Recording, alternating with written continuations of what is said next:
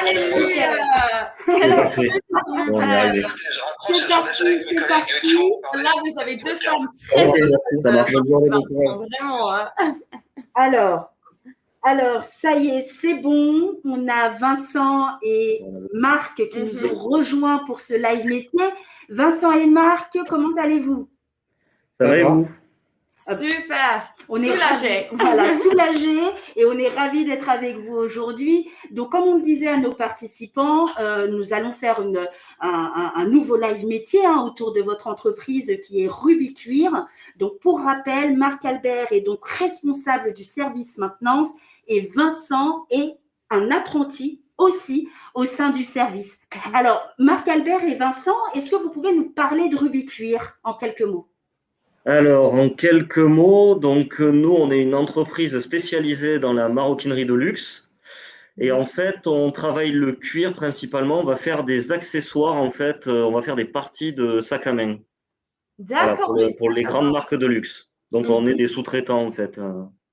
D'accord. Et donc, au niveau du service maintenance, alors, en quelques qu'est-ce mots. que ça veut dire? Qu'est-ce que ça veut dire quoi? Un service maintenance en général ou chez nous dans le notre entreprise? service maintenance au sein de Ruby Cuir. Alors, au sein de Ruby Cuir, nous, la maintenance, elle est constituée à peu près de 4 personnes. Donc, en fait, on est répartis parce on est une entreprise Ruby Cuir, mais on a deux bâtiments, en fait, qui sont l'un à côté de l'autre. Donc, en fait, on a deux petits services qui sont rattachés à un responsable, donc moi. Et voilà, donc en fait, on a à peu près, on va dire, 2 personnes par bâtiment. C'est à peu près ça. Actuellement, il n'y a qu'une seule personne dans le bâtiment 2, mais il y a une deuxième personne qui devrait arriver là. Donc ça fait 4 techniciens. Alors, pour récapituler, Ruby Cuir a été créé en quelle année? Alors, en fait, l'histoire, à la base, ça s'appelait pas Ruby Cuir, c'était une entreprise qui était spécialisée dans le textile. D'accord. Et suite à la mondialisation, ce genre de choses, ils faisaient des produits chaussants, mais forcément, avec la Chine, ce genre de choses, ils ont dû faire une réinsertion professionnelle. Et donc, ils ont décidé en 2011 de démarrer une formation pour se spécialiser dans le cuir. Et donc, pendant un an, ils ont fait une formation des opérateurs, des artisans, en fait. Et depuis 2012, en fait, on est en place et on a commencé à travailler le cuir. D'accord, donc c'est tout récent. Donc voilà, c'est depuis 2012, donc on a un bâtiment qui est assez récent et surtout, en fait, on a une grosse marge de progression. Comment dire, moi, depuis que je suis arrivé ici, on était à peu près 14-15. Ouais. Maintenant, aujourd'hui, on est 170 sur site. Waouh! D'accord, sacrée croissance alors. Ouais, on a subi 2 agrandissements du premier bâtiment. Ouais. Et on a racheté du coup le bâtiment qui était à côté, qui était une autre entreprise, mais qui eux aussi allaient construire un autre bâtiment ailleurs, qui se déportait. Donc on avait besoin de place, donc on en a profité pour acheter le bâtiment d'à côté aussi. Il va subir un agrandissement aussi. Et donc Ruby Cuir est situé où en France? Alors nous, on est en Dordogne, à côté de Périgueux, à Boulazac exactement. Donc c'est collé en fait à Périgueux. Donc voilà, on est en plein cœur de la Dordogne. Moi aussi, j'en ai un, mais j'entends quand tu parles, Marc, un petit accent. Je ne sais pas si je me trompe. Alors moi, mon accent, en plus, c'est très mon accent, en plus, c'est, comment dire, il n'est pas d'ici exactement, parce que moi, je viens d'un peu plus dans le sud-ouest, je viens du Lot-et-Garonne. Donc, je suis un peu plus dans le sud, c'est pour ça aussi que j'ai un accent un peu plus prononcé. Mais c'est vrai qu'il y a un petit accent ici aussi. Très bien. Alors, on va rentrer un peu plus dans les détails sur vos missions, sur vos fonctions. Donc, on va commencer par toi, Marc. Donc, tu es responsable du service maintenance. Est-ce que tu pourrais nous donner en 3 points à quoi ressemblent en fait tes missions sur une journée? Donc, je sais que tu coordonnes évidemment l'équipe de service, mais encore. Donc, oui, donc j'ai une grosse partie forcément management d'équipe. Donc, en général, on fait le point avec les techniciens dans le bâtiment 1, bâtiment 2 s'il y a des besoins. Mais après aussi, il y a une grosse phase lecture des mails, communication avec les responsables de production pour savoir des urgences en fait de l'atelier. Parce qu'on est dépendant, la maintenance est dépendant de la production aussi, c'est un tout. Mhm. Et principalement, voilà, c'est mes deux grosses missions. Et ensuite, voilà, j'accompagne beaucoup les techniciens s'ils ont besoin de conseils et tout ça, parce qu'actuellement, sur le site, on a une équipe de techniciens de maintenance qui est relativement jeune. Mhm. Donc, en fait, ben, c'est moi le plus ancien de la boîte, au final, au niveau de la maintenance. Donc, c'est moi qui ai le plus d'expérience au niveau des machines aussi. Mhm. Donc, je vais les accompagner aussi techniquement. Et ensuite, je vais m'occuper de tout ce qui est commande, ce genre de choses. Et s'il y a des questions aussi, des notions de sécurité, parce que je suis responsable maintenance, mais j'ai aussi une option HSE, donc hygiène, sécurité, environnement. D'accord. Donc, en ce moment très important. Ouais, voilà. Donc, par exemple, tout ce qui est mesures Covid, ce genre de choses, c'est moi avec la direction qui ont mis en place toutes ces procédures, en fait. D'accord. Donc, c'est quand même un métier qui évolue, on va dire, par rapport à ce qui se passe aussi dans le monde. Mais moi, ce que je retiens dans ce que tu viens de dire, Marc, c'est que tu travailles énormément avec des jeunes. Et Ouais, ça, je pense que c'est quelque chose qui va plaire énormément aux collégiens et aux lycéens qui nous écoutent ce matin. Et du coup, ça va peut-être nous permettre me permettre de passer à Vincent Tout à fait. pour que toi, tu puisses prendre la parole un petit peu, puisque comme j'ai dit au début, Vincent est enfin, il est apprenti Mhm. pour le coup, donc je pense que voilà, tu dois être très jeune. Et donc voilà, tu vas pouvoir vraiment parler à nos collégiens et nos lycéens ce matin. Donc voilà, je te laisse la parole. Qu'est-ce que tu fais, Vincent? Est-ce que ça se passe bien chez Ruby Cuir? Est-ce que tu es heureux d'être avec nous ce matin aussi? Oui, ça se passe super bien chez Rubik Cuir. Je suis très content d'être là parce Génial. que je me suis pas mal réorienté avant d'en arriver là. Non, c'est une entreprise très très jeune où du Mhm. coup, c'est très agréable de travailler. Mhm. Moi, ce que je fais ici, c'est grosso modo, je passe la moitié de mon temps à réparer ou à régler des machines. D'accord.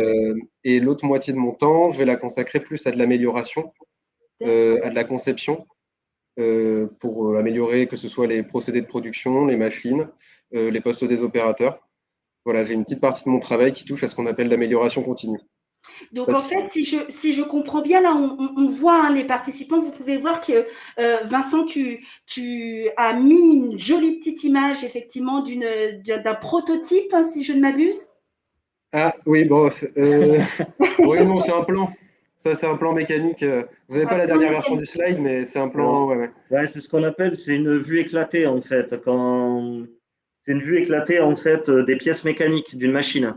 D'accord. Permettre de savoir où Donc, est-ce qu'on intervient et ce qu'on change. d'accord. Donc en fait, ce type de plan vous permet de savoir ce qui est à réparer, ce qui est à changer ou ce qui est à améliorer.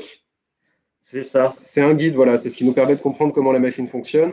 Et Mhm. après, au fur et à mesure du temps qu'on passe dessus, de l'expérience qu'on acquiert, on va chercher peut-être des choses à améliorer ou à modifier. Ouais.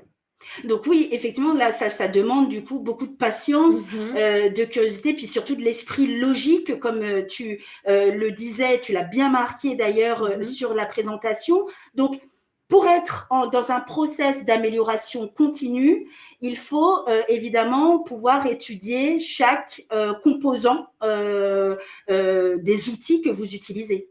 Oui, tout à fait. Tout à fait, tout à D'accord. fait. Donc, concrètement, Vincent, une journée, comment elle se déroule? Une journée type dans la Mhm. peau d'un apprenti au service maintenance de chez Rubicuir, Mhm. à quoi ça ressemble? Le matin, on fait un point sur ce qu'il y a comme urgence, sur ce qui est. On a des plannings avec Mhm, des listes de choses à faire d'avance mhm, et on fait le point sur ce qui est urgent ou pas. mhm. Potentiellement, les matins, régulièrement, on va avoir une ou deux machines qui font des caprices au démarrage ou qui aura besoin d'aller régler pour des nouvelles productions. D'accord, Euh, Ensuite, moi, en ce moment, je fais pas mal de conception 3D d'accord, pour de l'amélioration continue. Mhm. d'accord. Et après, tout ce qui est dépannage des machines, c'est quand la machine tombe en panne, donc ça peut être à n'importe quel moment. Alors, quand D'accord. tu parles de conception 3D, est-ce Ça que a tu l'air pourrais nous... tellement stylé. Ouais, je lis ça, je me Exactement. dis, mais ça me donne envie direct. Alors, la Ah, conception 3D, est-ce que tu pourrais Bien. nous en dire quelques mots? En fait, on a récemment fait l'acquisition d'une imprimante 3D. Donc, c'est pour créer des choses en plastique. Mhm. Euh, et du coup, nous, pour le cuir, on utilise beaucoup, beaucoup de petits accessoires qui vont nous permettre d'orienter le cuir sur les machines, de le guider, de le replier pour en faire des jolies bandoulières, pour en faire tout un tas de produits derrière. D'accord. Euh, voilà, c'est un peu compliqué de vous expliquer ça là, sans image, Oui. Mais du coup, oui, c'est conception et du coup de l'impression 3D. Donc, c'est des machines qui viennent déposer des petits filaments plastiques pour créer des objets seuls. Voilà. Donc, D'accord. en termes de produits, on est d'accord, ça va de la chaussure, par exemple, au sac, Le sac à main, ouais. aux Alors, bijoux également. dans notre cas, on ne fait pas de chaussures. C'est un domaine un peu plus spécialisé. Mhm. D'accord. Nous, on fait beaucoup donc, de bandoulières, de poignées de sac à main, D'intérieur de sac. d'intérieur de sac. D'accord. Donc, c'est marrant en fait de penser qu'avec chaque produit, puisque le sac à main, je le visualise très facilement, Oui, qu'à la base, en fait, c'est quelqu'un comme Vincent et Marc qui vont justement conceptualiser en 3D avant de pouvoir produire.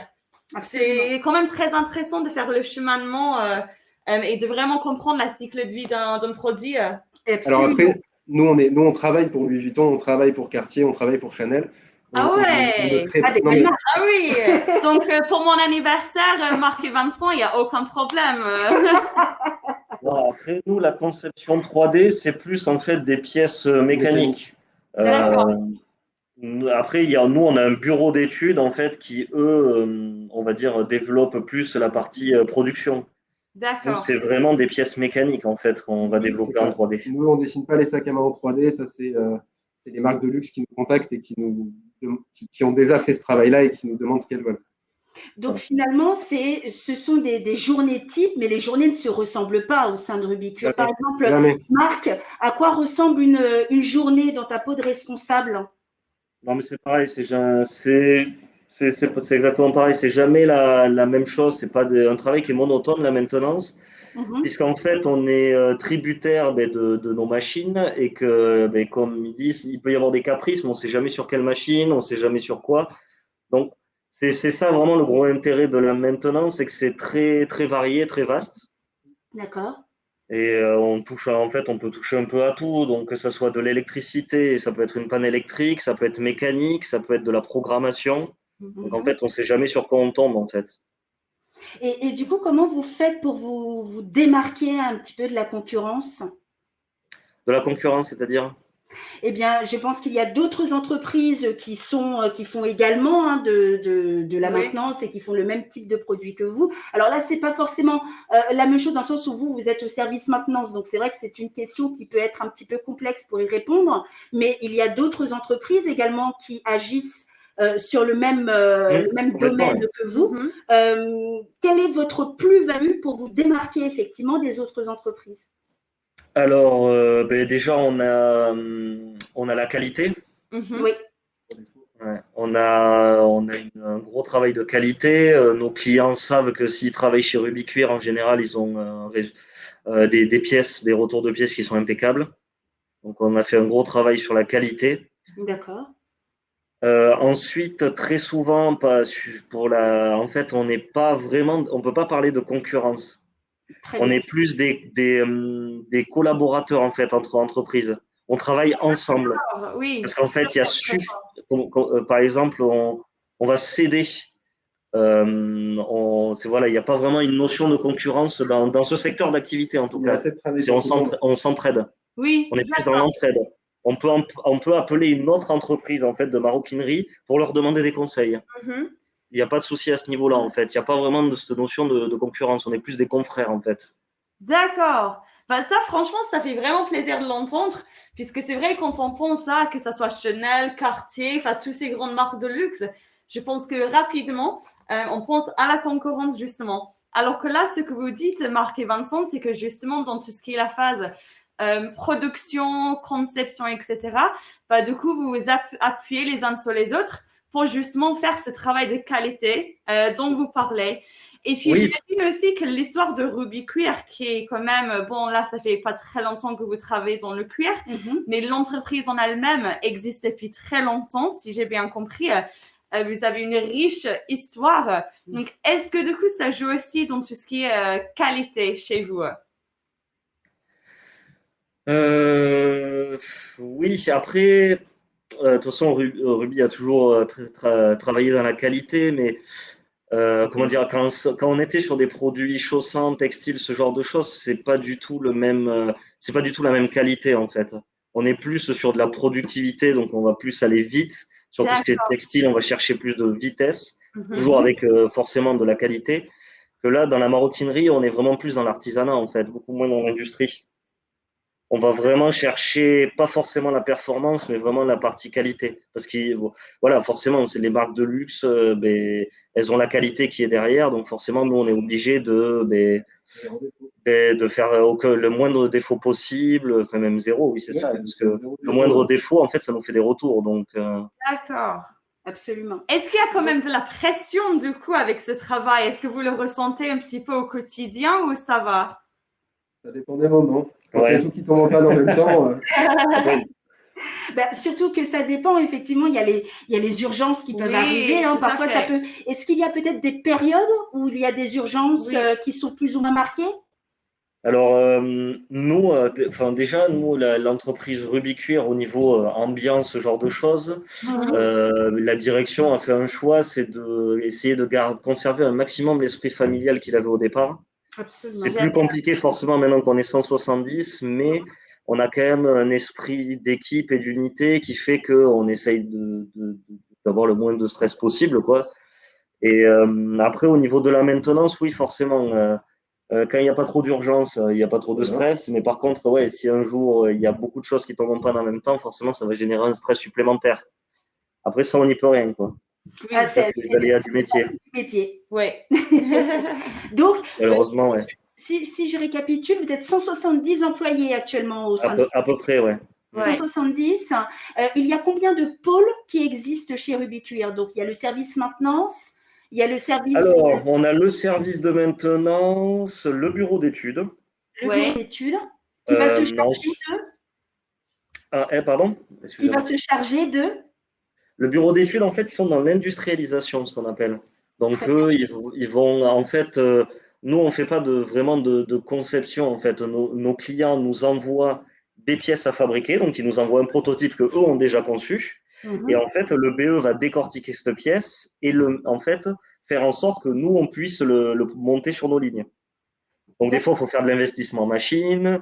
Des fois, il faut avoir des gabarits en 3D, par exemple, que Vincent va réaliser, qu'on n'aura pas. Donc, en fait, c'est pour aménager les lignes, en fait, les agencer, de façon à qu'on puisse les lancer en production, en fait. Et ces machines que vous utilisez, je suppose que ça a un coût assez, Oui. assez important. Surtout avec la maintenance au Alors, quotidien. Quel est le pas tant prix que ça. Si moyen on, d'une par machine? exemple, dans l'industrie, dans des industries comme l'agroalimentaire, ce genre de choses, c'est rien. Nos machines sont. Nous, on a beaucoup de petites machines, en fait. On a quand même un savoir-faire qui est aussi manuel. Donc, on a quand même pas mal de travail qui est fait à la main. Mhm. On va avoir aussi des machines. On va avoir quand même pas mal de machines industrielles, mais c'est à petite échelle, quoi. C'est pas comme l'agroalimentaire où ça va être des machines de 15 mètres de 100 mètres de long, long. ce genre de choses. Nous, c'est du petit matériel en général. Puis il y a un coût, ça dépend des machines. Il y en a qui sont très chères, d'autres non, mais je pense que c'est relativement. Non, c'est pas. Ça va, Pour comparé. l'industrie, on est globalement bas parce qu'on a beaucoup de ce qu'on appelle des machines outils. C'est-à-dire qu'on a une personne qui va faire une opération sur la D'accord. culture, qui va avoir une machine qui réalise l'opération, alors que dans beaucoup d'autres industries, on va avoir des machines qui font des dizaines de mètres de long et qui réalisent tout toutes seules. D'accord. Nous, c'est souvent, en fait, on peut pas trop industrialiser, en fait, nos process, quoi. Ce qui fait que, du coup, il y a des emplois chez Rubicuir. Oui, C'est complètement. quand Oui. même un secteur et donc ça, c'est vraiment important à noter aussi pour les élèves. Voilà, être dans la maintenance des services, etc. Enfin, les services de maintenance, pardon. C'est quand même un secteur qui recrute et qui va recruter aussi à l'avenir. Ça, c'est rassurant. C'est une très bonne nouvelle. Absolument. Oui, Et, complètement. Ouais. et justement,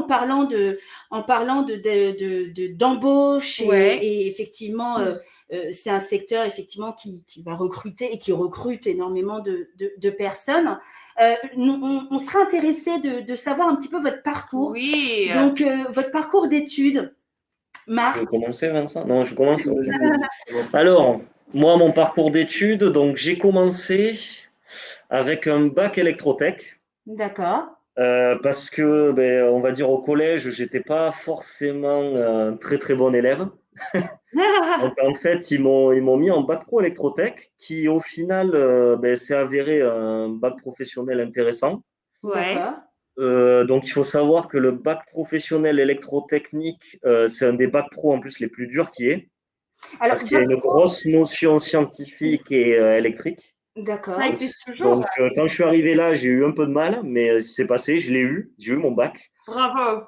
J'ai eu mon bac, je l'ai fait donc moi à l'école, donc pas en alternance. Et après, j'ai commencé à essayer de trouver du travail.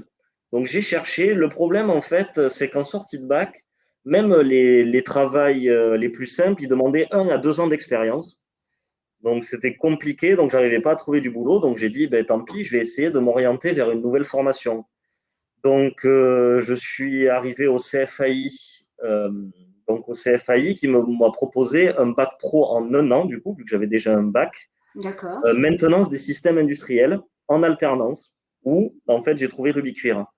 Donc j'ai Ah, commencé mon bac pro maintenant, je l'ai fait en 1 an, donc je me suis plus dans cette boîte. Je me suis dit, ben, tant qu'à faire, autant continuer. Donc j'ai continué en faisant le BTS maintenance des systèmes industriels, toujours en alternance chez Rubikcuir. Mhm.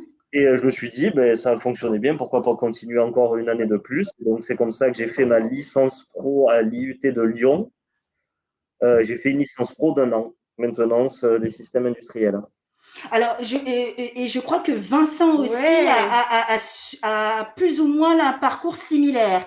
Est-ce que je ne me trompe pas, Vincent? Non, c'est à peu près ça. On a fini par faire à peu près les mêmes études. Alors moi, j'ai un peu plus voyagé entre-temps Oui. parce que j'ai commencé par faire un bac S parce que je me suis dit que c'était Enfin, je me suis dit, on nous apprend que c'est la meilleure voie pour tout faire.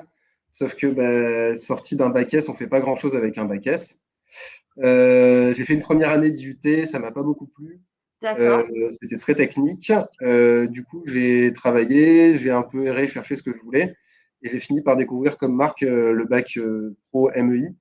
Mhm. Ça avait changé de nom pour moi, c'était maintenance des équipements industriels. Pareil, donc un bac pro que j'ai fait en 1 an parce que j'avais déjà un bac. Oui. Donc ça évite de refaire tout un tas de matières générales. Mhm. On fait que du technique pendant 1 an. Donc pareil, que j'ai fait en alternance. Mhm. Et comme ça se passait plutôt bien, que ça me plaisait beaucoup, ben, je me suis dit pourquoi pas continuer sur le BTS tant qu'on y est. Et du coup, là, je termine mon BTS chez Rubikcuir. D'accord. Et ben, je suis très content d'avoir fait ça. J'ai eu beau un peu slalomer, ben, au final, je trouvais un truc qui me plaisait. C'est Alors, en génial. termes d'alternance, donc tu es en alternance chez Rubikcuir. Combien de Ouais. temps en formation et combien de temps au sein de Rubikcuir? Comment ça s'organise ton mois? Ouais, alors, c'est ça, c'est à peu près 2 semaines en entreprise et 2 semaines à l'école. D'accord. Au total, il y a un peu plus de temps à l'entreprise dans l'année, mais c'est le rythme que nous on pratique et ça va bien. Ça Ça va marche bien. du coup pas trop chargé certains moments du mois? Alors, l'alternance, c'est toujours un peu plus chargé que la Oui. formation initiale parce que on a globalement le même programme de cours, mais en même temps, on est en entreprise. Donc, l'avantage, c'est que l'entreprise nous fait beaucoup progresser sur le côté technique. Mhm. Et donc, ça, c'est quelque chose qu'on aura moins à travailler à l'école. Par contre, bah, on garde le même programme que pour un BTS standard. Donc, voilà, ça demande du travail, mais Oui, comme faisable. tu dis, ça, enfin, visiblement, en tout cas, ça vaut le coup puisque tu as l'air vraiment, en tout cas, de beaucoup aimer ce que tu fais. Donc D'avoir. ça demande aussi, et ça c'est important de le dire aux élèves, de pouvoir être organisé. Oui. Mhm. Alors ça s'apprend. Ça s'apprend d'être organisé. On Donne-nous arrive. ton conseil. Moi, j'étais pas organisé quand je suis arrivé. On m'a pris à l'être parce qu'il n'y a pas le choix pour le travail. Mhm. Au moins, Voilà. il faut honnête, c'est bien. Alors, tu t'es, qu'est-ce qui a fait que tu es maintenant un peu plus organisé? Ah, bah, j'ai eu des maîtres d'apprentissage qui m'ont bien formé. Et puis à un moment, Ça quand marque. on a, Il nous donne des bonnes notes. quand on a, non, mais à un moment, quand on veut que son travail soit agréable, efficace et qu'on se prenne pas la tête tout seul, Mhm. ben, en effet, il y a le fait d'être organisé, ça simplifie la vie. Et Mhm. du coup, ben, on apprend vite parce que c'est pratique et c'est utile. Mhm. Et du coup, ben, je suis beaucoup plus organisé au travail que dans ma vie. Enfin, c'est bien. Enfin, franchement, ça veut dire aussi que ça prend sur le terrain, donc c'est une super nouvelle. Moi, ce que je retiens de vos deux formations, c'est que l'alternance a été quand même clé dans ce que vous avez fait par la suite. Donc, clairement pour toi, Marc, puisque tu es là aujourd'hui où tu as fait ton alternance il y a quand même quelques années. Et aujourd'hui, pareil pour toi, Vincent, c'est-à-dire que tu as quand même commencé avec le IUT, tu as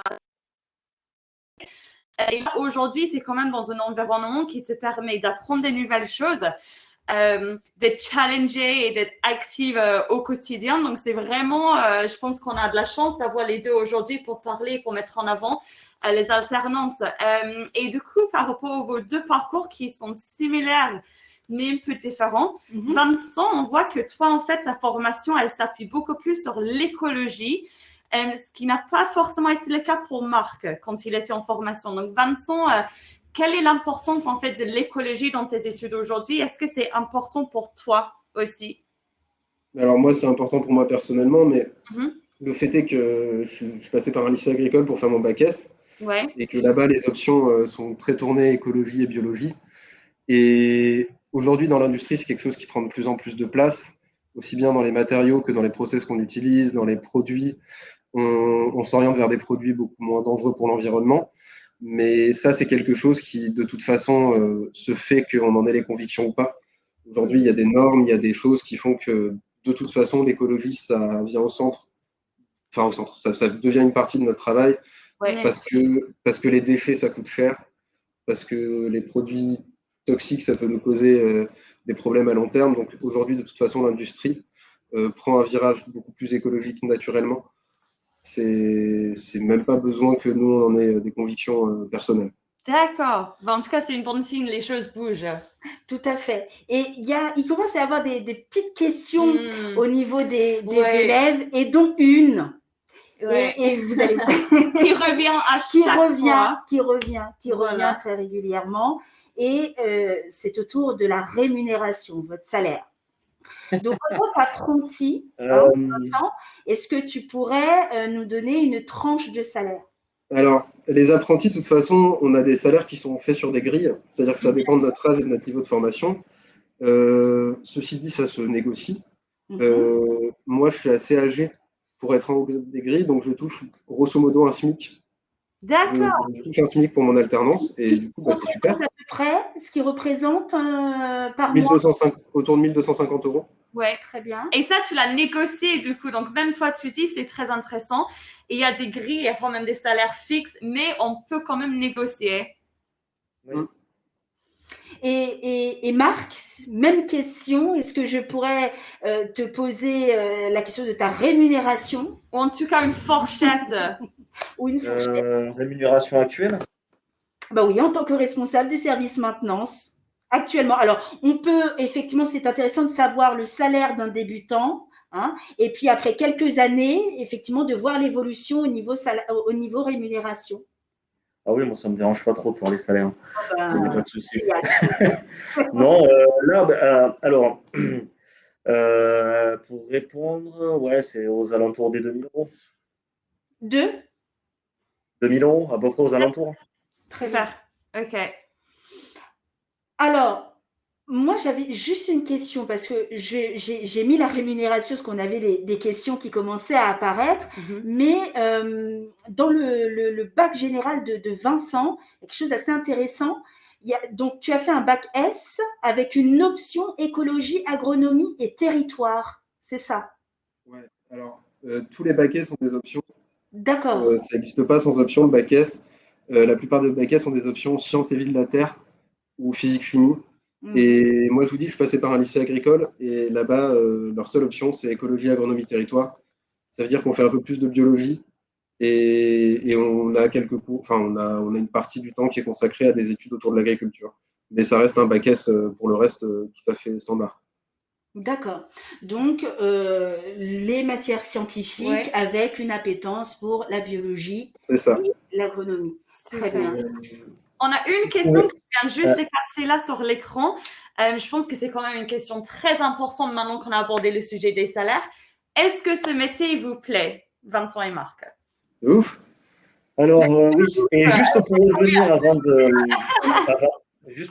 de répondre, au niveau de la rémunération, il faut bien prendre en compte que tout dépend de la taille du service de maintenance, du secteur d'activité aussi, parce que ce n'est pas les mêmes salaires selon le secteur d'activité que vous faites. Donc, nous, c'est propre à la maroquinerie. Mais par exemple, je sais que tout ce qui est métallurgie, ce genre de choses, les salaires déjà sont plus élevés, quoi. D'accord. Donc, voilà. Donc, en fait, les salaires varient selon Bien effectivement Et selon la taille du service aussi, parce que c'est être responsable d'un service de 20 personnes, c'est pas pareil que de 4 personnes, ce genre de choses. C'est pareil, on ne travaille pas la nuit, par exemple. Voilà, Il y a nous, beaucoup- il y a nous, beaucoup on a, d'industries, nous, on a des horaires relativement calmes, quoi. Ouais, c'est très calme. On est la journée à 16h30, la journée est finie, quoi. Ah ouais. Donc, Ah c'est ouais, pour ouais, ça. je suis jalouse. Non, mais effectivement, c'est vraiment important ce que vous dites, Vincent et Marc, puisqu'il y a, bien sûr, il y a le salaire. Ça, c'est très important. Il faut qu'on soit payé pour ce qu'on fait. Par contre, ce n'est pas non plus le seul facteur à considérer quand on prend un emploi. Il y a effectivement, comme vous dites, les conditions de travail. Est-ce qu'on a les horaires plus ou moins raisonnables? Est-ce qu'on aime bien ce qu'on fait? Est-ce que l'équipe, enfin, est-ce que c'est un environnement où on peut évoluer? Donc voilà, ouais, c'est très important. Le salaire ne fait pas tout. Il y a l'ambiance aussi d'équipe. Quand vous avez une entreprise comme la nôtre où il y a une très bonne ambiance, où tout le monde s'entend bien, je veux dire, c'est plus intéressant pour travailler, quoi. On a plaisir à venir travailler le matin, quoi. C'est Laura, surtout ça qui est intéressant. de venir travailler avec moi aujourd'hui. Ah oui, tout à fait. Bah voilà, Laura. Donc, Après, pour répondre à votre question au niveau du travail en lui-même, oui, de toute façon, moi, si j'ai choisi de poursuivre ces études en maintenance, d'aller jusqu'à une licence pro, c'est parce que tout simplement, ça m'intéressait. Et même les études, au final, au début, quand j'ai commencé moi mes études, ça m'intéressait pas vraiment. J'étais pas un très bon étudiant. Et quand j'ai commencé en alternance, j'ai eu un déclic et je me suis dit, ben voilà, il faut s'y mettre. Ouais. Je suis devenu très bon en cours au final, donc et ça m'a beaucoup intéressé. Surtout dans les études supérieures, mine de rien, on apprend des techniques qui sont des techniques, ce genre de choses, plus scientifiques, ce genre de choses, on dirait pas. Mais plus on monte dans les études et forcément plus on apprend des choses plus liées aux sciences, plus liées aux sciences, en fait, plus intelligent. Je sais pas comment expliquer ça. En maintenance, on fait pas mal de maths, en fait, parce qu'on cherche à prévoir quand les machines vont tomber en panne. Et ça, c'est une partie, par exemple, qu'on va voir que dans les études supérieures. Et là, ça devient un bon délire, moi, je trouve. Ouais, moi, j'aime bien aussi. Après, ça dépend des gens. Il y a des gens qui sont voilà. plus manuels. Je sais que chez nous, qui est actuellement embauché, il y a aussi un apprenti qui a fait un bac en maintenance. Et lui, par exemple, il est très bon, mais c'est vraiment quelqu'un qui aime toucher, qui est technique. Donc lui, il va pas chercher les études supérieures, ce genre de choses, mais ça n'empêche pas d'être très bon dans le travail qu'il fait, en fait. Effectivement, donc ça varie selon effectivement nos centres d'intérêt et du coup ça va influer sur les études que l'on va poursuivre. Et pour revenir effectivement à la question, est-ce que ce métier vous plaît? La réponse est oui, hein, manifestement. Et vous avez quand même un conseil à donner à nos élèves. Et donc l'important est de faire ce qui nous plaît et d'être persévérant parce que il faut, c'est pas forcément facile, ça demande effectivement une organisation, hein, Vincent le disait tout à l'heure, de concilier et la formation et effectivement son apprentissage au sein de Rubikcuir, eh bien, c'est pas forcément facile tous les jours. Donc, ça demande effectivement de persévérer, d'être régulier, d'être assidu. D'être rigoureux. Et plus on fait ce que l'on est, ce qu'on aime, pardon, et plus effectivement, eh bien, on arrive à pouvoir atteindre ses objectifs. Est-ce qu'on est d'accord? On est tous d'accord là-dessus? Oui, complètement. Mais après, moi, c'est par rapport à mon parcours aussi. Une fois que j'ai fini mon premier bac professionnel, comme je vous ai dit, j'ai cherché du travail et j'aurais pu baisser les bras, en fait. Oui. J'aurais pu me dire, j'arrive pas à trouver du travail. Non, en fait, j'ai cherché, j'ai fait des salons et ce qui m'a permis de me réorienter et d'être là où je suis actuellement, quoi. En fait, il faut pas laisser venir les choses. Il faut essayer de s'investir soi-même, d'être persévérant, de vraiment aller vers ce qui nous plaît, quoi. Et de rien lâcher. Et effectivement, donc c'est d'être toujours être proactif, voilà, ne pas attendre que l'information en fait arrive vers nous, mais d'aller la chercher, bien sûr, et de pouvoir voilà se déplacer, aller dans des salons, échanger, prendre l'initiative également. Voilà, être force d'initiative, aller vers les professionnels, se renseigner sur ce qu'ils font au quotidien, parce que ça permet effectivement d'affiner le projet d'orientation. et puis et de ne pas lâcher au moindre obstacle. Parce que de l'obstacle, eh ben, on en rencontre en fait dans son parcours. Vincent, est-ce que tu effectivement tu confirmes ce que nous sommes en train d'exposer? Complètement. C'est Marc qui a choisi la phrase pour le coup, mais je suis complètement d'accord avec lui. Moi, là où j'ai dû être persévérant, c'est que avant d'arriver chez Rubicure, j'ai fait plusieurs autres entreprises dans lesquelles j'ai fait des alternances. Et moi, c'est la première fois que je suis aussi bien quelque part. Et il ne faut pas avoir peur de chercher ce qui nous plaît, que ce soit comme domaine ou comme entreprise. En maintenance, ce qu'on disait tout à l'heure, c'est que ça va beaucoup dépendre de la branche dans laquelle on est, que ce soit l'agroalimentaire, la métallurgie, ici la maroquinerie, c'est trois choses qui sont complètement différentes. On ne travaille pas sur les mêmes machines, on ne travaille pas de la même manière. Et voilà, il ne faut pas avoir peur de continuer à chercher jusqu'à trouver ce qui nous plaît.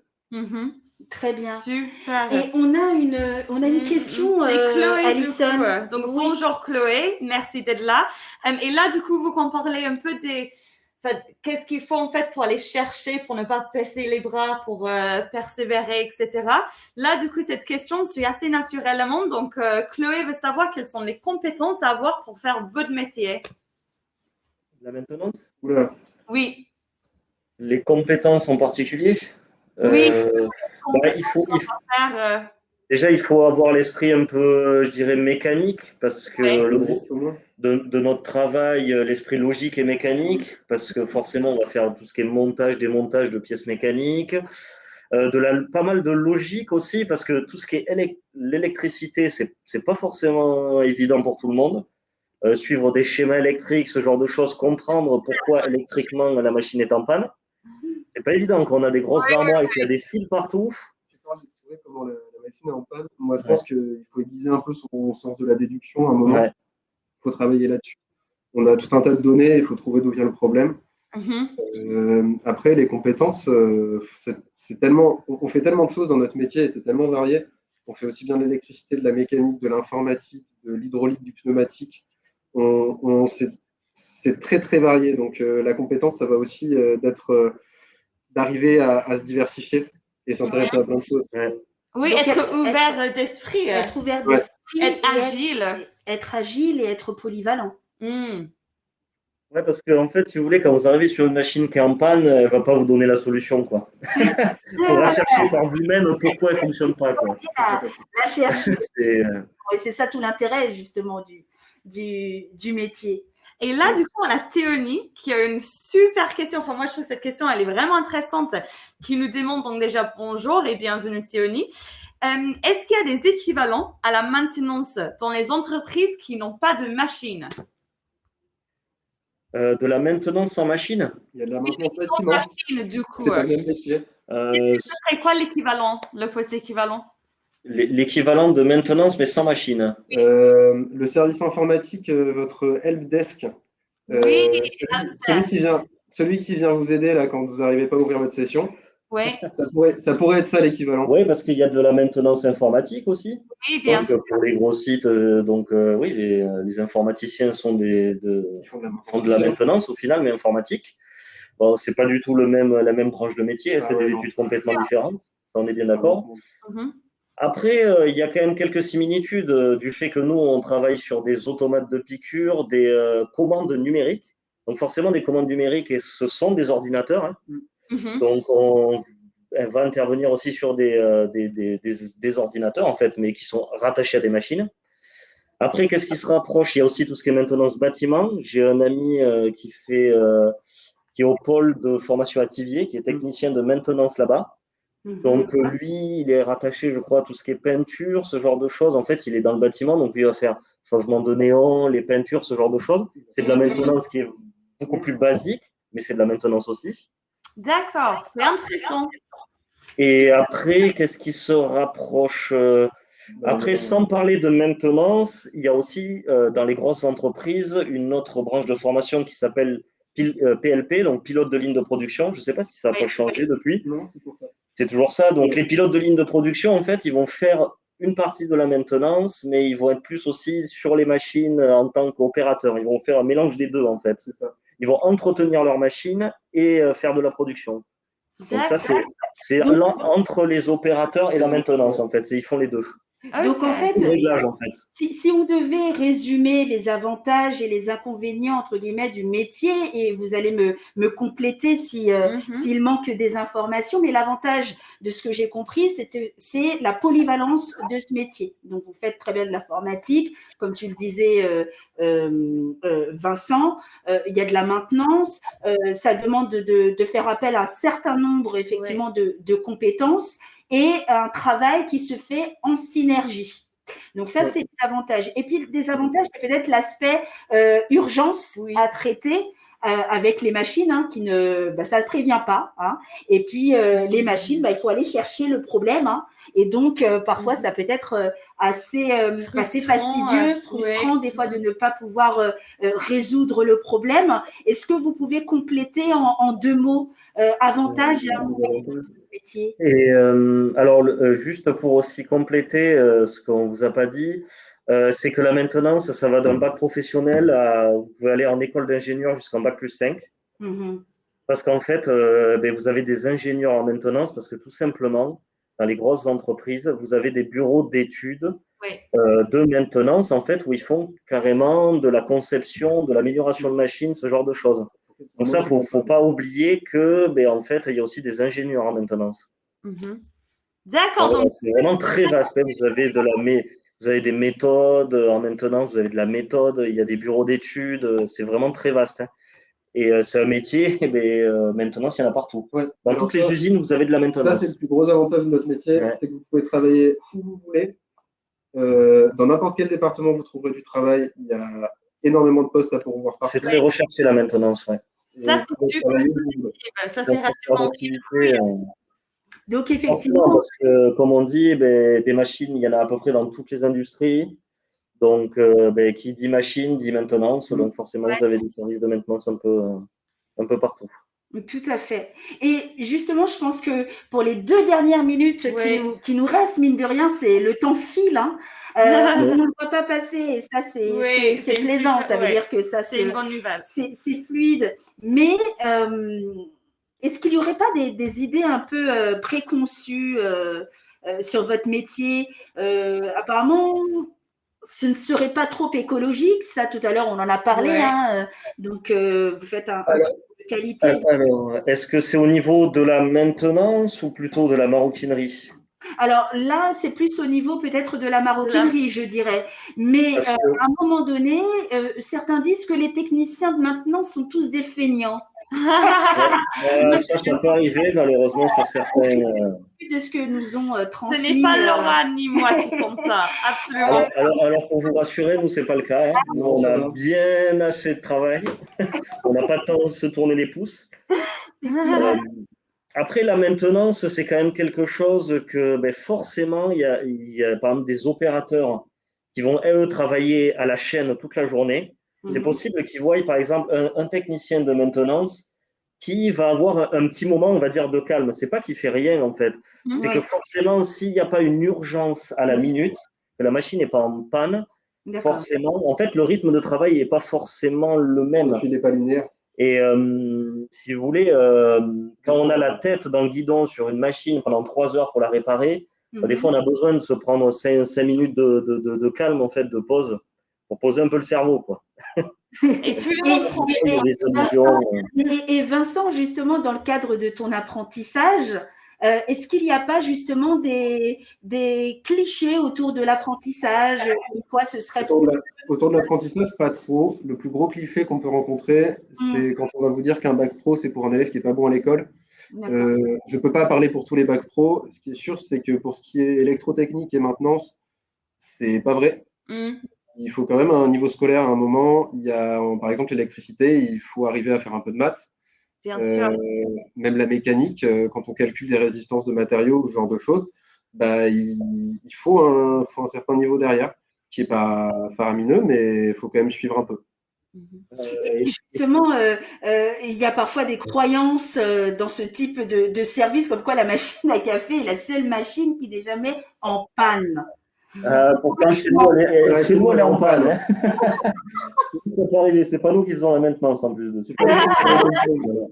Mais par contre, là où je rejoins Vincent, c'est que moi, par exemple, par rapport à mon parcours scolaire, en fait, au final, moi, j'ai vu qu'on finissait, en fait, on se recroisait tous, hein. Parce que moi, dans mon année de licence, j'étais avec des gens qui étaient en DUT, des gens qui avaient fait des bacs scientifiques, ce genre de choses. Au final, quand vous arrivez en BTS, ce genre de choses, eh bien, en fait, toutes les branches se rejoignent. Vous pouvez avoir quelqu'un de bac S qui va arriver en BTS directement en maintenance, en fait. Ça se rejoint. Parce qu'au final, vous rentrez dans les études supérieures, donc que vous ayez un bac pro ou un bac scientifique ou général, eh bien, en fait, vous pouvez vous rejoindre au même endroit. Au même point. Ouais. Oui, et puis donc, le bac pro, c'est quand même quelque chose à considérer pour les élèves qui nous suivent aujourd'hui. Écoutez pas forcément les idées ou les rumeurs que vous avez entendues sur les bacs pro. C'est tout à fait une voie qui peut vous ouvrir énormément des portes. Là, on a Marc et Vincent aujourd'hui pour le confirmer. Donc, vraiment, allez regarder un petit peu aussi. Et justement, en tant qu'apprenti ou le service maintenance aussi, on n'arrive pas très bien à jauger ce que vous faites vraiment dans le concret, sans explication. Bah là, on y voit de toute façon beaucoup plus clair. Mais il y a une croyance comme quoi vous savez tout faire, apparemment. Ça, c'est quelque chose qui émane du fait qu'on travaille sur beaucoup de technologies différentes. Ouais. D'accord. Il y a certains. Alors ici, moi, j'ai jamais eu le problème. Il arrive qu'il y ait des employeurs qui partent du principe que vous êtes allé à l'école, c'est bon, vous sortez de l'école, vous avez votre diplôme, alors vous savez tout faire. En maintenance, c'est pas comme ça que ça se passe. Tous les jours, on découvre des nouvelles choses. Tous les jours, on tombe sur des trucs qu'on connaît pas. Et du coup, on fait des recherches, on apprend et on continue d'apprendre tout au long des années de métier. Ça, c'est quelque chose. C'est rare qu'en maintenance globale, je pense pour la plupart des entreprises, quelqu'un sorti juste de l'école, on lui demande d'être autonome à 100%. Parce que la maintenance est tellement vaste que il faut faire quand même quelques temps sur un site. Même si on est bon, il va falloir quand même faire quelques instants sur un site, au moins 6 mois, pour pouvoir apprendre à connaître les machines, en fait. Tout simplement. Parce qu'on peut être très bon, mais si on ne connaît pas les machines, il faut apprendre à les connaître, quoi. Très bien. Donc, en fait, ça demande quand même d'être, comme on dit, quand on va dans les détails, le mot m'échappe, hein, mais je vais le retrouver. Juste pour un exemple chez nous, on a un technicien qui est rentré maintenant il y a 2 ans, qui avait, là, il a à peu près 10 ans d'expérience dans le métier de la maintenance. D'accord. Ça ne l'a pas empêché, quand il est arrivé chez nous, de devoir refaire toute une série de formations. Parce que même, ouais, voilà, il était dans un autre secteur d'activité, donc forcément, en maintenance, il s'y connaissait, mais il ne s'y connaissait pas à notre maintenance, en fait, à celle qu'on a nous. Donc, c'est génial, ça veut dire qu'on va apprendre tout au long de notre carrière, si on travaille dans la maintenance, et il y aura déjà, on va changer de secteur potentiellement, mais aussi il y aura des nouvelles machines qui vont arriver certainement, qui vont être conçues, qui vont arriver sur le marché. Et donc, chaque fois, on va devoir apprendre et se former sur ces machines.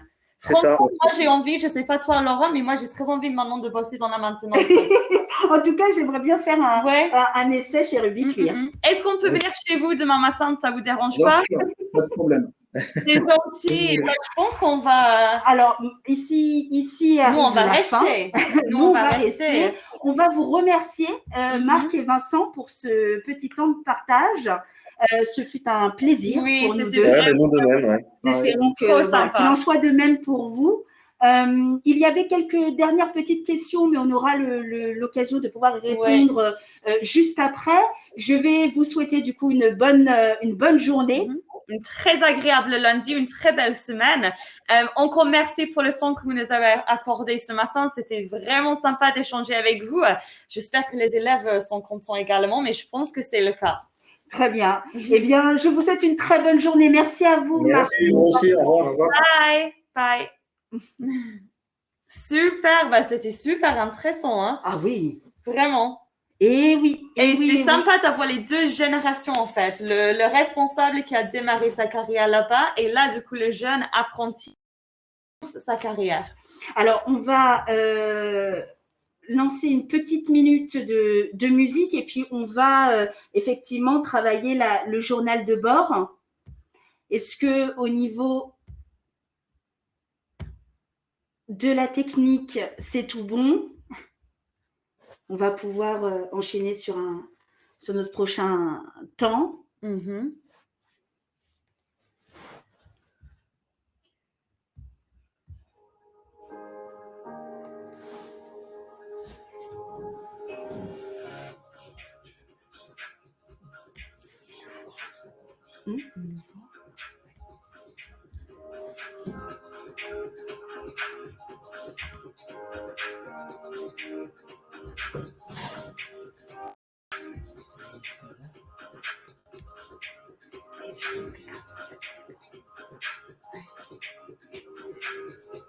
Alors, c'est tout bon pour nous. On va se retrouver pour une vingtaine de minutes encore à nouveau. Hein. Donc, nous venons de terminer ce live métier avec Monsieur Marc Albert et Vincent Sagleui de l'entreprise Ruby Cuir. Et à présent, eh bien, c'est un petit temps pour travailler le journal de bord. Et oui, car vous allez avoir… On est là pour bosser un petit peu. Dans tout stage, il y a un rapport de stage que vous allez devoir faire à la fin de la semaine. Et le journal de bord est un outil que vous allez devoir compléter chaque jour pour ne pas oublier ce que vous avez découvert, ce que vous avez entendu et ce que vous avez vu tout au long de la semaine. Mais rassurez-vous, on est là. Laura et moi, on reste avec vous du coup pendant ces petites séances. On est là pour vous aider, pour vous guider. Donc, n'hésitez surtout pas à poser des questions. Et juste pour rappel, on va également parler du live métier puisque là, vous en avez vu 2. Vous êtes vraiment les experts maintenant en termes d'industrie. Hein. Il y avait du coup le live métier d'Alexandre ce matin et là, Vincent et Marc. Donc, j'espère que vous avez pris des notes. Alors, je vais vous demander, normalement, vous avez soit le journal de bord imprimé qui a été donné par vos professeurs. Sinon, point d'inquiétude, vous pouvez télécharger ce journal de bord. D'ailleurs, notre équipe de la modération vient effectivement vous mettre le lien sur lequel vous allez pouvoir cliquer et télécharger le journal de bord. Et si toutefois ce n'est pas le cas, encore pas de stress, on sort une feuille et un stylo et on note les informations. On a pensé à tout, Laura. Alors, Alison, est-ce qu'on pourrait peut-être commencer à aborder en fait cette première matinée en termes de journal de bord. Aujourd'hui, on a eu un live métier avec Alexandre Sauveau. Très intéressant. De Olot Group, donc qui est effectivement le président de France Industrie et également directeur général de Olot Group. Et on a reçu donc Ruby Cuir. Aujourd'hui, si vous avez des questions encore ou des zones de flou, n'hésitez pas à le mettre dans le chat pour qu'on puisse effectivement vous répondre. Donc toi, Alison, qu'est-ce qui t'a marqué durant cette matinée? Moi, vraiment, ce qui m'a marqué, en tout cas ce que j'ai retenu, c'était les similarités quand même dans l'émission entre Alexandre, qui est président de France Industrie, et Marc. C'est-à-dire? Oui, en fait, Alexandre, il nous a présenté qu'est-ce que c'est le métier d'un directeur. Et du coup, il y a vraiment 2 aspects très importants à retenir. C'est encadrer et animer une équipe, puisque quand on est responsable ou directeur d'une entreprise, on a des gens qui travaillent pour nous et c'est à notre responsabilité du coup d'animer au quotidien cette équipe et faire en sorte que les collaborateurs travaillent bien ensemble. Tout à fait. Et il y a aussi le deuxième aspect qui est prendre les décisions. Et en fait, ça m'a beaucoup marqué, surtout quand Marc a pris la parole après, donc en tant que responsable du service de maintenance. Lui, du coup, il est amené également à animer son équipe et aussi à prendre les décisions. Donc là, on a eu 2 profils complètement différents. Le grand chef d'entreprise qui est là depuis des années, et puis quelqu'un qui est responsable d'un service petit avec 4 personnes. Mais on voit du coup les similarités qui sortent. Effectivement, donc ils sont amenés tous 2 à devoir coordonner une équipe, à prendre des décisions. Et justement, quel est l'élément important à retenir pour pouvoir prendre une bonne décision? On a bien insisté là-dessus durant cette matinée. Moi, c'est vraiment un élément qui m'a marqué. Et je pense que c'est un élément aussi que vous devez tous bien noter pour prendre une bonne décision. Il s'agit notamment savoir identifier les besoins du client. Tout à Ça, fait. c'est important, ou en tout cas des personnes avec lesquelles nous sommes en contact. Comment on peut faire pour identifier quelque chose du coup Alors justement, Mhm. est-ce que tu as justement retenu, Mhm. toi, des éléments d'information à ce sujet? Bah, moi, déjà, j'aurais dit écouter. Mhm. Avoir le sens de l'écoute, c'est essentiel en fait. Oui. Puisque si on veut comprendre du coup les besoins de quelqu'un en face de moi, Mhm. bah, il faut que du coup que je puisse écouter, l'entendre et ensuite passer à l'action. Donc on peut pas être pressé dans ce genre de démarche. Il faut surtout être patient, écouter la personne en face de nous. Et je pense que ce qu'ils ont dit tous les trois du coup, donc Vincent, Marc et Alexandre, c'est la richesse des expériences humaines sur le terrain. Donc l'idée Absolument. de faire plein d'expériences différentes pour pouvoir justement comprendre les besoins des personnes différentes. On est tous différentes finalement. Donc finalement, identifier les besoins de sa clientèle, c'est d'aller d'une part sur le terrain, Oui. pour comprendre véritablement ce qui se passe et comprendre les problèmes pour pouvoir d'autant mieux les identifier. Et puis, c'est aussi connaître les forces, les forces de son produit. Une fois qu'on a réuni effectivement ces éléments-là, eh bien, ça permet de pouvoir, en tout cas, guider le navire le mieux possible. Quelles sont les compétences pour pouvoir en tout cas être soit responsable de maintenance, soit en tous les cas de devenir un grand directeur général d'un groupe, d'une grande entreprise? Je pense qu'il faut être ouvert d'esprit, puisque au quotidien, on va parler avec plein de gens différents, plein de profils différents, on va avoir des missions extrêmement variées. Donc du coup, il faut justement avoir cette ouverture vers les autres et vers le monde. Être agile et flexible et savoir adapter aussi, puisque comme on vient de l'écouter et de l'entendre avec Marc et Vincent, eux, les pauvres, ils arrivent le matin, il y a 3 machines qui sont en panne. et comme disait Monsieur Sobo, il ne faut pas avoir le vertige. Oui, ça c'est sûr, c'est sûr. Oui, tout à fait. Donc, tout à fait, il faut savoir aussi respirer. S'il suffit de prendre 5 minutes pour respirer avant de passer à l'action. Encore une fois, c'est quel est le problème, où est le problème et comment est-ce que du coup maintenant je peux le résoudre. Très bien. Et donc en termes de toi, qu'est-ce que tu as aimé durant cette présentation, du moins celle de Rubis Cuir? Qu'est-ce qui t'a plu? De Rubis Cuir, c'était vraiment, comme je te disais, même pas le contraste, puisque finalement, les deux garçons, ils avaient un profil et un parcours assez similaires. Mais c'était la continuité. L'idée qu'on avait Marc, responsable, qui a débuté sa carrière chez Rubis Cuir et qui, du coup, il est resté. Ça, c'est une très bonne signe. Et aussi, maintenant que Marc, il travaille dans la formation et l'apprentissage des jeunes. Et du coup, il permet aux Vincent de venir faire la même chose. Ça, pour moi, c'est beau, en fait. Là, on a une vraie continuité à travers les générations. Donc, en fait, on a une cohérence, un fil continu. Oui, tout à fait. Et aujourd'hui, il y a peu de métiers.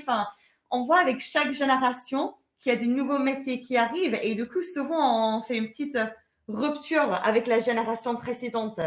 Et là, du coup, on voit le contraire. On voit que c'est un métier qui existe, qui cartonne même toujours aujourd'hui et qui va du coup embaucher de plus en plus à l'avenir. Donc ça, c'est assez rassurant. Moi, je trouve ça rassurant. Je serais curieuse si les jeunes sont rassurés après cette matinée. Alors, est-ce qu'il y a des questions dans le chat? C'est vraiment le moment de pouvoir nous poser les questions sur ce que vous avez vu tout le long de cette matinée pour qu'on puisse effectivement vous donner des éléments supplémentaires et compléter au mieux votre journal de bord. Et du coup, toi, Laura, qu'est-ce que tu as aimé le plus à part être avec moi, bien sûr. Je pense que ça, c'est une évidence. Alors, oui, moi, ce que j'ai apprécié, c'est le côté très polyvalent du métier de Marc et le fait que Vincent, effectivement, puisse être à différents niveaux chez Rubikcuir. Donc, il fait de la modélisation, il est aussi dans la gestion des urgences. Donc, il fait travailler aussi son esprit créatif. Oui. Donc, ça, c'est pas plus mal. Et en même temps, son esprit de logique. Hein, parce qu'il travaille sur des machines. Il y a des plans, comme on a pu le voir tout à l'heure. Il y a aussi cet esprit de logique, hein, parce qu'il faut pouvoir résoudre des problèmes. Donc, moi, ça fait appel à différentes compétences, une polyvalence certaine. Et ce qui m'a plu, c'est cette entente qu'il y a et qu'on sent en tout cas chez Rubikcuir, qui permet de travailler en synergie, en collaboration. Hein. C'est toujours compliqué quand on rentre dans une entreprise en tant qu'apprenti, en tant qu'alternant. C'est pas nouveau parce que en règle générale, on a déjà effectué des stages en entreprise, mais ça reste surprenant. Parce qu'il faut s'organiser, c'est une nouvelle organisation. Et donc, ce qui m'a plu, c'est non seulement l'entente, et puis, tu vas toucher, tu vas découvrir et tu vas gagner en compétences. Et ça, je l'ai vraiment senti chez Rubikcuir. Et puis, autre chose aussi, c'est vraiment l'aspect d'Alexandre Sobo, hein, qui pousse les élèves à aller découvrir, hein, à aller chercher l'information, ne pas avoir peur. Il a eu aussi. Absolument. Voilà. Tout à fait. Non, je suis tout à fait d'accord avec toi. On a vraiment vu avec Marc et Vincent quand même une certaine égalité. Alors que quand même Marc il est responsable et Vincent il est apprenti. Et comme tu dis, ce qui était quand même assez beau et touchant pour moi chez Rubikcuir, c'est qu'ils ont l'air quand même de valoriser et de faire confiance à leurs apprentis pour que justement ils puissent prendre les responsabilités, réfléchir à ces sujets en profondeur et justement travailler au quotidien sur des mêmes projets que Marc. Donc c'est super rassurant. Alors, est-ce qu'on a des petites questions là qui commencent à arriver? On va pouvoir doucement y répondre. En tout cas, j'espère que ça vous a plu. Hein. Donc, effectivement, en combien de temps est-ce qu'on est toujours présent? Est-ce qu'on nous voit toujours? Hein? Je pense qu'on est là. Ah, je crois que ça a dû couper, n'est-ce pas? Non, on est là. Est-ce que tout le monde nous voit? Est-ce que tout le monde nous voit? Parfait. Voilà, donc n'hésitez pas à poser des questions. Hein. Je pense qu'on a tout résumé en termes de matinée. Sachez que ces petits temps où on va faire un retour un petit peu sur ce que vous avez vu, soit le matin, soit l'après-midi, ça vous permet vraiment d'alimenter votre journal de bord. Donc ça, c'est important. Voilà. Super. Et du coup, qu'est-ce qu'on fait cet après-midi, Laura? Qu'est-ce qu'on a? Ou est-ce que du coup, on garde les surprises? Alors, on peut très bien commencer à donner des indices. Donc, forcément, il y aura un nouveau live métier. Hein, et puis, on n'en dit pas plus. Non. On va peut-être juste dire que la super nouvelle, c'est que moi, je reste avec vous cet après-midi. Je serai là. Donc, je suis trop contente.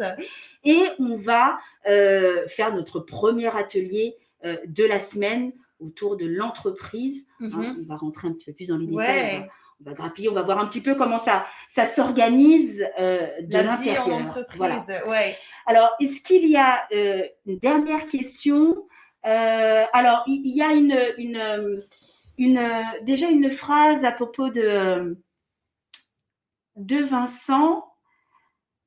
Voilà, donc effectivement, hein, Vincent est sur le terrain, donc il apprend en direct.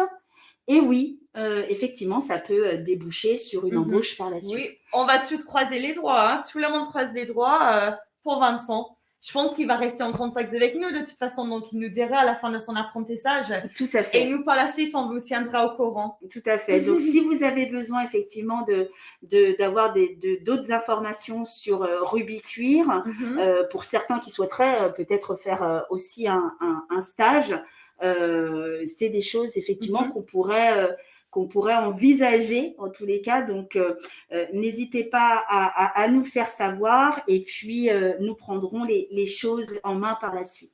Super. Ici s'arrête cette matinée. Hein. On va vous laisser, on va lancer la pause de midi. On va aller manger, je pense aussi. Et oui, on va y aller.